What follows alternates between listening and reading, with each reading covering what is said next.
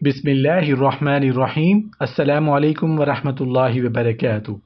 इंसान पर कब मुसीबत और बीमारियां आती हैं। हदीस नबवी सल्लल्लाहु अलैहि वआलिहि वसल्लम है कि इंसान पर मुसीबत और बीमारियां क्यों आती हैं। हज़रत सैयदना अबू सईद खुदरी रज़ी अल्लाहु अन्हु बयान करते हैं कि रसूल करीम सल्लल्लाहु अलैहि वआलिहि वसल्लम ने इरशाद फरमाया, हज़रत मूसा अलैहिस्सलाम ने कहा, ऐ मेरे रब, तू अपने मोमिन बंदे को दुनिया में गुर्बत ज़दा और तंग हाल बना देता है। इतने में हज़रत मूसा अलैहिस्सलाम के लिए जन्नत का दरवाज़ा खोल दिया गया और वो उसकी तरफ देखने लगे। फिर अल्लाह ताला ने कहा, ए मूसा, ये जन्नत मैंने उसी मोमिन के लिए तैयार की है। फिर हज़रत मूसा अलैहिस्सलाम ने कहा, ए मेरे रब, तेरी इज्जत की कसम, तेरे जलाल की कसम, अगर इस मोमिन के दोनों हाथ और पाँव कटे हुए हैं और फिर उसको उसके यौम विलादत से रोज़े क़यामत तक चेहरे के बल घसीटे जाता रहे, लेकिन उसका अंजाम जन्नत हो, तो वो यूं समझेगा उसने कभी कोई तंगी नहीं देखी। फिर मूसा अलैहिस्सलाम ने कहा, ऐ मेरे रब, तूने अपने काफिर बंदे के लिए दुनिया में बड़ी वुसअत पैदा की है। इटली में हज़रत मूसा अलैहिस्सलाम के लिए जहन्नुम की तरफ से एक दरवाज़ा खोला गया और उनसे कहा गया, ऐ मूसा अलैहिस्सलाम, ये जहन्नम उसी काफिर के लिए तैयार की गई है। हज़रत मूसा अलैहिस्सलाम ने कहा, ऐ मेरे रब, तेरी इज़्ज़त व जलाल की कसम, अगर इसको उसके यौम तख्लीक से रोज़े क़यामत तक पूरी दुनिया दे दी जाए, लेकिन उसका अंजाम ये हुआ तो वो यूं समझेगा कि उसने कभी कोई भलाई देखी ही नहीं।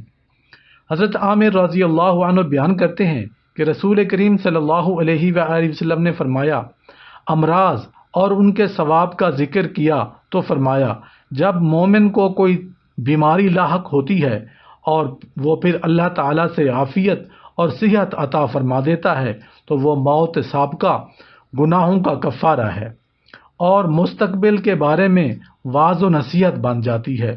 और जब मुनाफिक बीमार होता है, फिर उसे आफियत अता कर दी जाती है, तो वो उस ऊंट की तरह होता है जिससे उसके घर वालों ने बांध रखा हो और फिर उन्होंने उसे छोड़ दिया। इससे पता नहीं होता कि उन्होंने उसे क्यों बांधा था और क्यों छोड़ा था। किसी शख्स ने अर्ज किया, अल्लाह के रसूल करीम सल्लल्लाहु अलैहि वसल्लम, बीमारियां क्यों होती हैं? अल्लाह की कसम, मैं तो कभी बीमार नहीं हुआ।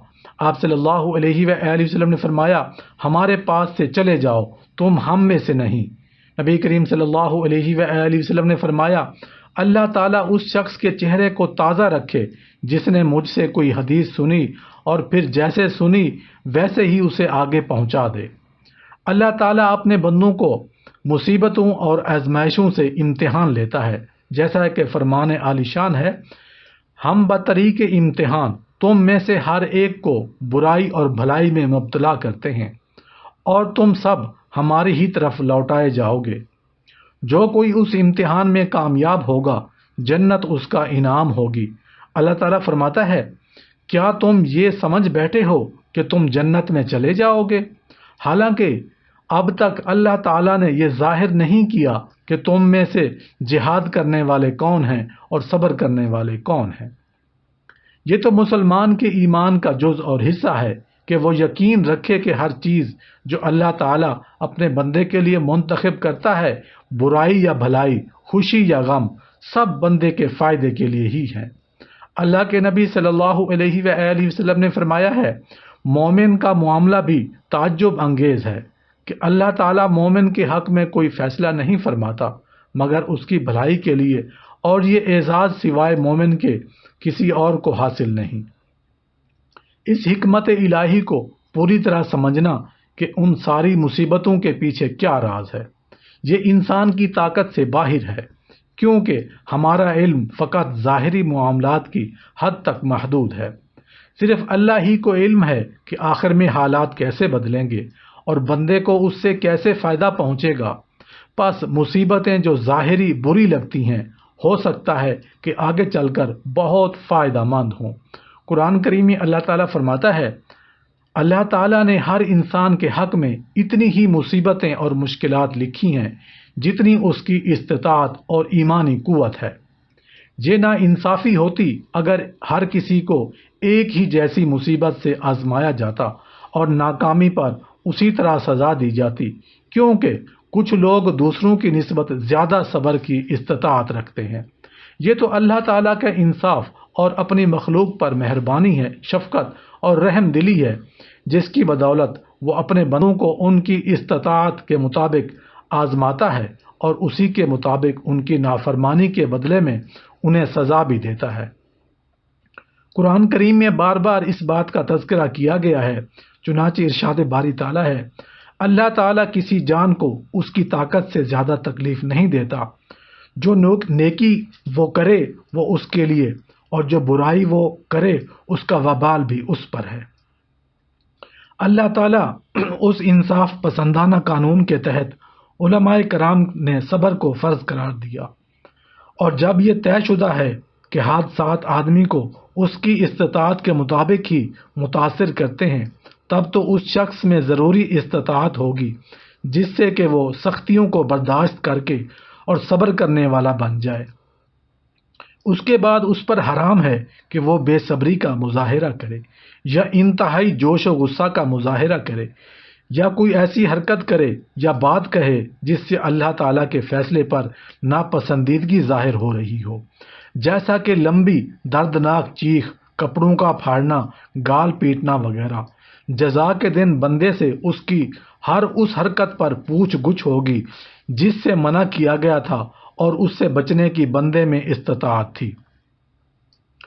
اس دنیا کی مصیبتیں یا اذیتیں جھیلنا آخرت کے سخت عذاب کے مقابلے میں بہت ہی کم اور غیر اہم ہے۔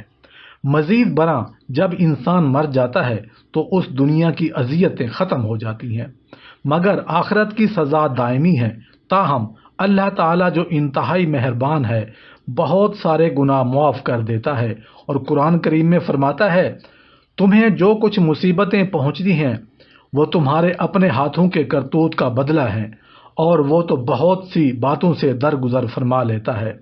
مصیبتیں مومن میں اطاعت و انکساری پیدا کرتی ہیں۔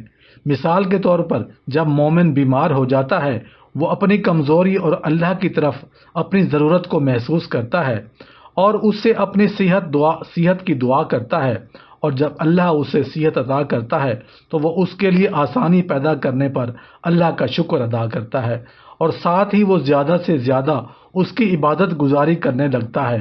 اگر وہ ہمیشہ کے لیے صحت مند رہتا تو ہو سکتا تھا کہ وہ مغرور ہو جاتا، اسی طرح اگر وہ ہمیشہ بیمار رہتا تو ہو سکتا تھا کہ اسے اللہ تعالیٰ کی عبادت کرنے کا موقع ہی نہ ملتا، اور نہ ہی وہ اس کا شکر گزار بن جاتا۔